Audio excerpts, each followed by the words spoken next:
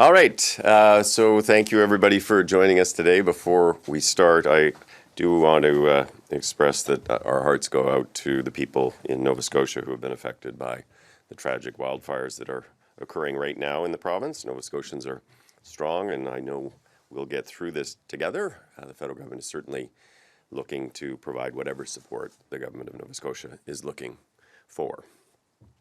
So thank you very much for joining us all here this morning. Comme beaucoup d'entre vous m'ont déjà entendu dire, le Canada est confronté à un choix entre deux voies en ce qui concerne le climat et l'énergie. We can choose to be a leader in a sustainable economy of the future, becoming an energy and technology supplier of choice in a net zero world and creating jobs and economic opportunity here at home. Or we can choose to stick our heads in the sand and let this historic opportunity pass us by. Canada's federal government has chosen the former, and we are working with provinces to plan for the future.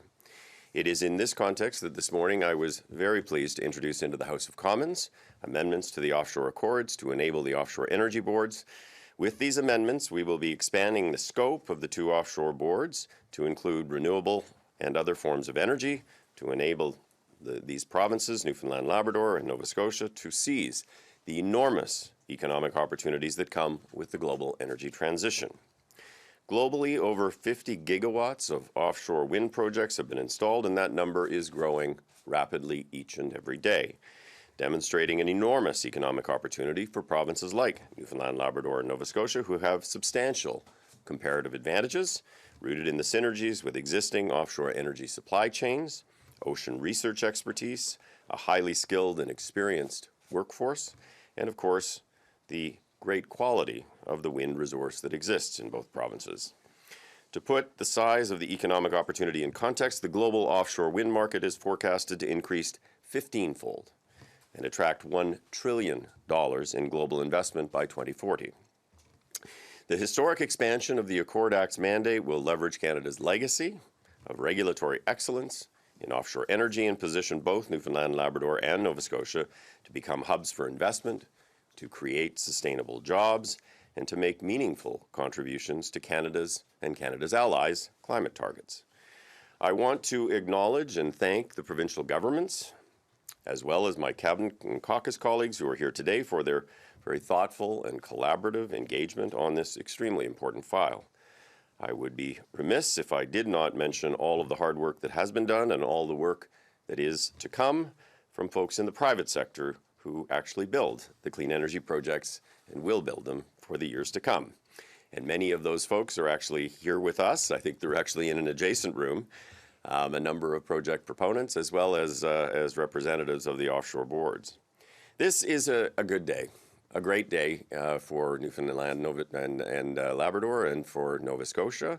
It is an example of what we can do if we work together across partisan lines, across federal and provincial divides, to ensure that we are doing things to advance the economic and the environmental interests of all Canadians.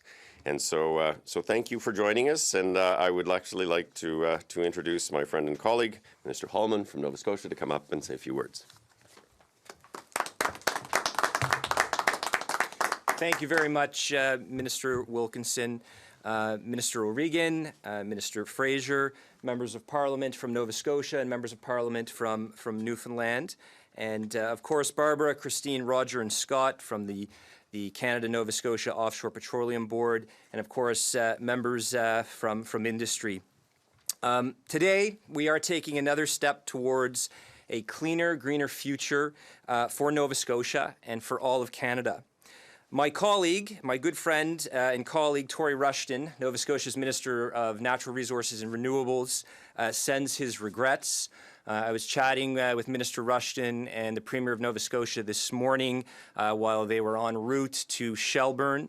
Nova Scotia currently has 3 active wildfires in Pubnico, Shelburne, and in Timberley. So Minister Rushton is there leading the response to the wildfire, and so I'm here today to represent Nova Scotia.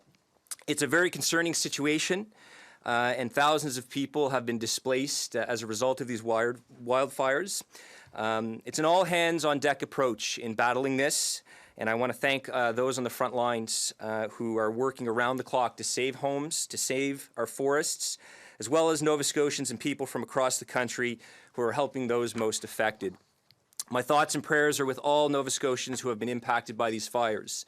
And please know that all levels of government are working together to help you.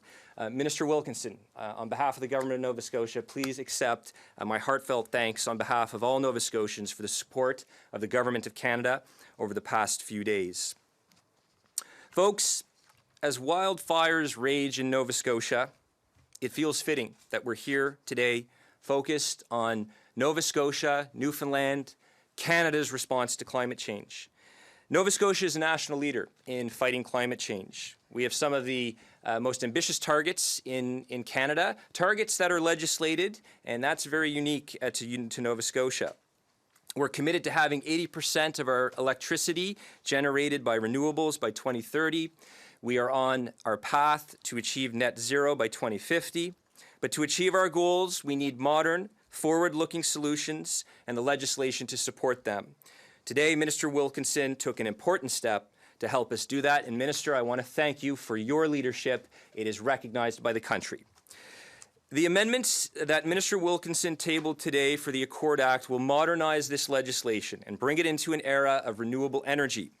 We will do the same with our mirror legislation in Nova Scotia once the federal amendments are in place. Another hat that I wear within the Government of Nova Scotia is I'm chair of the Treasury Board for the province, so I can expect to see a request for legislation probably coming very soon.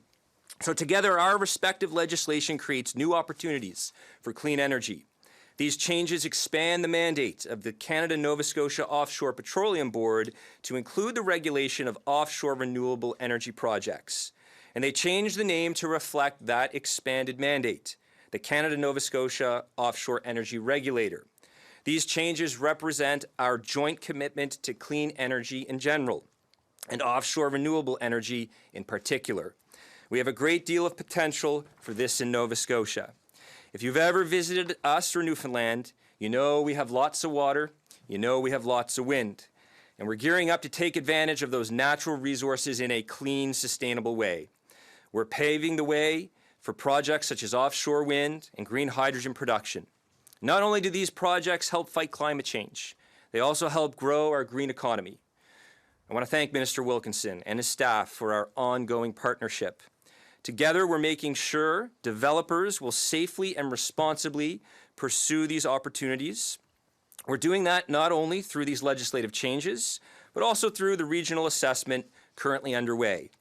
And will help inform decisions about offshore wind projects in areas under joint federal and Nova Scotia management. Both levels of government have the same goal. Our aim is to balance progressive clean energy exploration and responsible environmental stewardship.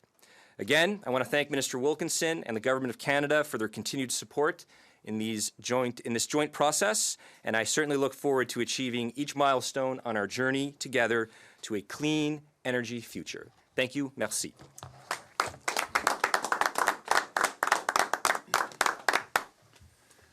Hello and welcome everyone. Let me first start by saying thank you and welcome to Minister Halman. It's a pleasure to have you here. Minister Hutchings, O'Regan and Wilkinson, colleagues, it's fabulous to have all of you here. This is a terrific day in terms of the policy that we're rolling out, but first let me just reflect on the scenes in Nova Scotia. I just came to town this morning. Communities across our province are on fire. Thousands upon thousands of Nova Scotians are displaced. Hundreds of them are watching their homes potentially turn to ashes. I'm thinking right now of the families who are in need. Continue to monitor emergency alerts as the situation shifts, and to our first responders who are putting yourselves at risk to protect the lives and well-being of others. Let me say thank you as a Nova Scotian. I'm so proud to see this act of courage and service to community. It's the very stuff that Nova Scotians are made of. It's not lost on us that the impact of climate change is serious, given what's going on at home, but we're only 8 months removed from a hurricane that was so powerful it swept homes and people into the sea, not just in Nova Scotia, but in different parts of Atlantic Canada. The reality is we need to use every lever at our disposal if we're going to win the fight against climate change. That means adopting good policies and governance structures that foster a culture of investment that actually help us reduce our pollution and create good jobs for our community members. That's the legislation that's been put forward today, and I want to say sincerely to Minister Wilkinson, I know how long you've been working on this, I know how seriously you've taken the concerns you've heard from us in Nova Scotia and Newfoundland, and today is a fantastic day because it signals to the rest of the world that the green economy is ready for investment in Nova Scotia and Newfoundland in particular. The potential that we have, particularly when it comes to offshore wind and hydrogen, is extraordinary. There are real projects with real investors talking about real jobs and real communities all across our province in Nova Scotia. But this isn't just something that will happen in the future, some distant years from now. The transformation to good paying jobs in a green economy is happening today. I've met people who are working sequestering carbon for companies based out of the Halifax area. I've met people who are working today putting up wind farms, who are engaged in projects including the announcement the Prime Minister made last summer with $255 million towards wind generation and battery storage in our province. The reality is a lot of the people who grew up in manufacturing, working in the skilled trades, have the skills that we need now to create the economy that will serve us for the future. You know, when I think about the opportunity that's staring us in the face, I don't want to look my daughter and my son in the face a generation from now and tell them we didn't do the right thing. But today, Minister Wilkinson, you're doing the right thing, and it's going to make a major difference. And on behalf of my home province of Nova Scotia, I want to say thank you. With that, I'll hand the microphone 30 minutes east to Mr. Seamus O'Reilly. 2.5-hour flight, but yeah, on a Q400. I just wanted to say something briefly, too, to the people of Nova Scotia who are going through so much at this moment. It is the scariest thing in the world to be evacuated from your home with your family and be told what you're only allowed to take a few things with you and not knowing what will happen next. It is the scariest thing, and it never leaves you. And we think of all of them right now, particularly a lot of kids who are really scared beyond belief. And our admiration and respect goes out to those who are helping them right now. The Atlantic Accord. It's some 30-plus years old, but I can tell you in Newfoundland and Labrador, it's about, the best way I could describe it to you mainlanders would be it's like the Charter of Rights and Freedoms, but for prosperity. So you touch it sparingly, and you touch it with great delicacy. And it is a privilege to know that it is in the capable hands of Jonathan Wilkinson, who's just, I think, a sip of screech and a kiss of a cod away from becoming an honorary Newfoundlander. It is a great thing to be able to work with people who listen and understand. And that is really the idea of the Atlantic Accord, that we would share the prosperity, that we would share the natural resource wealth that Newfoundland and later Labrador brought into Confederation, that we would find a stable way to develop those resources. And we did. We created Canada's offshore oil and gas industry, single-handedly with that accord, providing investors the stability and the jurisdictional certainty that they needed. But the times have changed, and the industry has changed, and we need to embrace renewables. We need to lower emissions. The industry understands that. The movement of investment is changing. We need to make sure that it has a welcome and known home. And that is what the Atlantic Accords and the agencies that operate under them offer. So this is a big day. This is the natural evolution of Canada's energy industry. It is the natural evolution of our relationship with these two important provinces. We are well on our way now to embracing this investment. If you had told me a year ago that the German Chancellor would land his plane in Stephenville, Newfoundland, with the CEOs of Siemens and Mercedes to embrace green hydrogen, the potential of green hydrogen, off Stephenville, Newfoundland, I wouldn't have believed you. But you listen to the customer. And ultimately, what investors and customers are looking for in a nascent industry in our country is good hands, capable hands, experienced hands. That's what we are offering them. There will be many more announcements to come in this area. I'm very proud of Minister Wilkinson, very proud of this team behind me. There is prosperity, certainty, and lower emissions ahead of us. Thank you. Here's Lisa. You did the one thing you had to. Thank you, Mr. Wilkinson, for inviting me to join you today as we celebrate the tabling of the Accord Act amendments. As Canada's industry association working to drive the growth of the offshore wind sector, Marine Renewables Canada is thrilled to see our governments taking this crucial step to establish a clear regulator for offshore renewable energy in Canada. L'approche de gestion conjointe à la réglementation de l'énergie éolienne extra-côtière est une approche gagnante en notre avis. Nous saluons le leadership du gouvernement fédéral et le travail réalisé par les gouvernements de Nouvelle-Écosse et de Terre-Neuve et Labrador afin de créer une industrie canadienne d'énergie extra-côtière qui reflète les valeurs canadiennes. Building an industry that reflects Canadian values means the responsible, inclusive, and collaborative development of our offshore renewable energy resources. These amendments today, coupled with the ongoing engagement of Indigenous peoples, communities, and stakeholders, is laying the foundation for a sector that can be truly innovative. Although currently untapped, offshore wind is a highly reliable source of renewable energy that can help us meet our net zero targets and build a sustainable Canadian blue economy. Atlantic Canada in particular has one of the best offshore wind resources in the world, as well as an established and strong offshore supply chain with decades of experience supporting ocean industries. L'étape prise aujourd'hui créera des occasions pour nos entreprises locales de s'engager dans un marché mondial qui est actuellement en pleine croissance. Compte tenu de cet énorme potentiel, l'énergie éolienne extra-côtière peut contribuer à rendre notre réseau électrique moins polluant, tout en permettant au Canada de contribuer à la sécurité énergétique mondiale grâce à la production et à l'exportation d'hydrogène et d'ammoniac vert. Overall, this is a very exciting day for Canada, as you've heard. The tabling of the Accord Act amendments marks the beginning of really a new industry, one that can play a significant role in our clean energy future. I'm honored to be a part of it and look forward to the continued work between our organization, our members, and the federal and provincial governments of Canada to harness the untapped potential of offshore wind here in Canada. Thank you.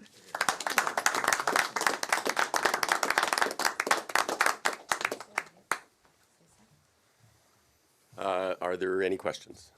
Minister Wilkinson, your officials held a tech briefing saying that there isn't a single commissioned wind project in this country. Can you explain? Offshore. Yeah. Thank you. Why is that? Well, that's in part because there is no regulatory process in place. That's exactly what this is about, is putting in place a regulatory process that will enable offshore wind projects to come forward. But I would also say that historically, Canada has been blessed with low-cost energy in the form primarily of coal, natural gas, and oil. As we think forward to a future that science tells us must be a lower carbon future, it has enabled the development of many, many projects onshore with respect to wind, solar, geothermal, biomass, and others. And offshore wind provides yet another opportunity for us to actually self-generate electricity, but also to create products like ammonia and hydrogen that we can ship to Europe to help our German and other European friends to reduce their carbon emissions in line with their climate plans. And do you feel that we might be missing the boat? Like they were saying in that briefing that, demand for offshore wind has, considerably and rapidly increased. Are we late to the game here? And also, can you explain what maybe some of the changes in your legislation, such as having one seabed permit and also having a regional assessment before you even issue a call for bids, what will that do for speeding up projects? So have we missed the boat, and what will the changes in your legislation do for speeding up projects? No, we haven't missed the boat. I would say that the deployment of wind-related and solar-related technologies has happened in other countries, primarily in Europe, earlier than in Canada. But what we have seen with respect to onshore is significant development of wind, especially in Canada. And if you actually look to the west in Alberta, which has been the fastest growing province in terms of onshore wind resources. But the world is looking for much more in the way of clean energy going forward. Canada is, as we look to green our grid, but so are other countries. And as I said, the expectation in terms of people who do forecasting going forward is the expansion of offshore wind is going to be enormous. So no, we're not late to the game in the sense that we've missed the boat. There are huge opportunities for Canada, and the wind resources here in Canada are some of the best in the entire world. With respect to the regional assessment, the whole point behind the idea of a regional assessment is to actually look at the entire area to really identify what some of the specific issues are and ideally to address those before you're doing project-specific pieces of work. It is to enable faster permitting, not cutting corners from an environmental perspective, not cutting corners in terms of our conversations with Indigenous communities, but doing things much more efficiently, and the regional assessment will help us to do that. So if you have a question and you're online, please use the raise hand function to notify us of your question. Si vous avez une question, vous êtes en ligne, utilisez la fonction lever la main pour nous avertir de votre question. First question, Paul Witters, go ahead. Good afternoon, folks. My question relates to what compensation, if any, will be paid to fishermen, or how compensation will be arranged for fishermen who are excluded from traditional fishing grounds because of the creation of offshore wind farms. So each, one of the things that we will be doing, and part of this is through the regional assessment, is to try to identify those areas that are most interesting from the perspective of the wind resource. As part of evaluating projects moving forward, we of course need to take into account not just fisheries-related issues, but also navigation-related issues. Those are things that will have to be addressed in the context of each potential project. But the idea is obviously to ensure that there are those impacts are not significant. Can you tell me whether or not offshore wind will be permitted in marine protected areas? So the marine protected areas at this stage do not provide for significant industrial activity within a marine protected area. And in fact, there are provisions in these amendments that actually just make clear that marine protected areas are places where, for example, exploration and production of oil and gas cannot happen. Next question, Juanita Mercer, please go ahead. Hi, I actually had a question for one of the Newfoundland and Labrador MPs, but I just wanted to follow up to that previous question first.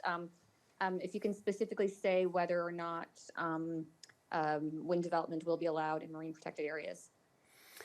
So as I say, there are different forms of protection. There are marine protected areas, and then there are what are called other effective area-based measures, OECMs.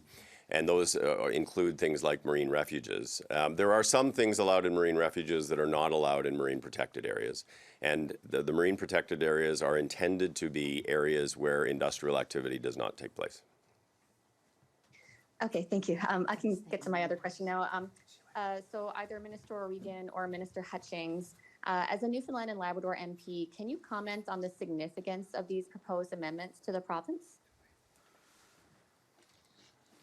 I think they're massively significant. I think, first of all, it's an affirmation of the success of the Atlantic Accord, and my hat goes off to. I'm thinking of John Crosbie right now, and Brian Mulrooney, and Bill Marshall, and Brian Peckford, and many other people who did the impossible, and during a very tumultuous time, found a way for us to agree on a very important development that changed our province, the course of our province's future. You know, I'll be heading off to Energy NL's AGM tonight to speak there tomorrow morning and to speak about remarkable success, but also remarkable potential. And what I'm so proud of is this is an industry that understands where the market is moving and is finding investment and embracing it. Changing their name from NOIA, Newfoundland Offshore Industries Association, to Energy NL, as the PM has spoken about in several speeches. They know where the market's going. They know which direction the puck is headed, and they're embracing it. It's more than just a name change. It's, you know, how they're bringing in investment. They are embracing hydrogen. They are embracing wind in the billions of dollars. This provides them now the stability to draw that investment and to put it into place. It is putting the horse before the cart, as it were. And once this gets done and investors see how serious we all are, both levels of government working in concert, in a stable environment to make sure that their investments are realized, you watch. You watch. It is incredible what is happening right now on Canada's East Coast. And Paul Bacon, go ahead. Hello, my question is for Minister Halman, please.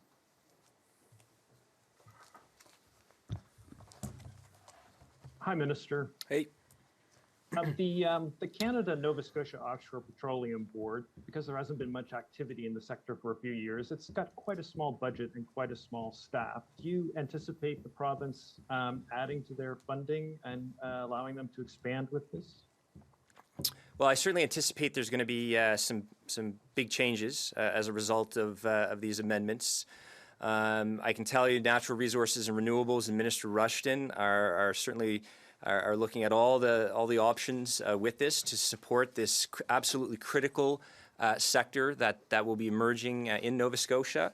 We're very optimistic for the future, and certainly wish to work with them to ensure they have all the necessary resources they need. Follow up? No, thank you. That's good for me. Okay. Thank you. All right, no further questions. On the marine protected areas, you said that development is not intended to happen in there, so that means it could happen, like offshore. So again, I just want to make sure that we're distinguishing between marine protected areas and other effective area-based measures, which are different, and there are different rules for them. But the intention is that industrial activity does not take place. As I said, in the case, for example, of oil and gas, there is no allowance for that kind of industrial activity to happen, and the same would apply to other industrial activities. So will not happen. So within marine protected areas, the way in which they are structured is industrial activity is prohibited. That doesn't necessarily answer the question, but I can only try so many times. Right? Good. Thanks. Excellent. Thanks, everyone. Folks, that was awesome.